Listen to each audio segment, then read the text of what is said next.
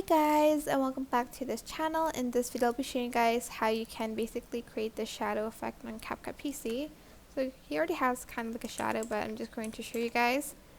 Copy and paste your videos, get a cutout and select auto cutout.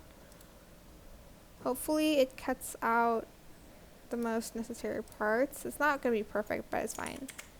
Copy and paste it again. Go to the one like behind and kind of scale it so you can see. I'm actually going to just like rotate it instead and invert it and place it like down here. I'm going to go to then adjustments, turn down the saturation, turn down the brightness, turn up the contrast, highlight, shadow, and illumination. Right click again, create compound clip, and you're going to just turn down the brightness.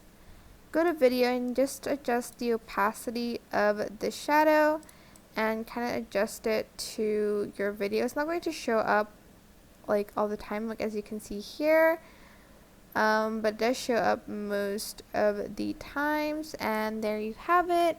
Super simple, but I hope this tutorial was helpful for you guys. Don't forget to like, comment, share, and also subscribe to this channel if you haven't done that already. If you have any questions, just leave it in the comment section down below and I'll try my best to answer them all for you guys.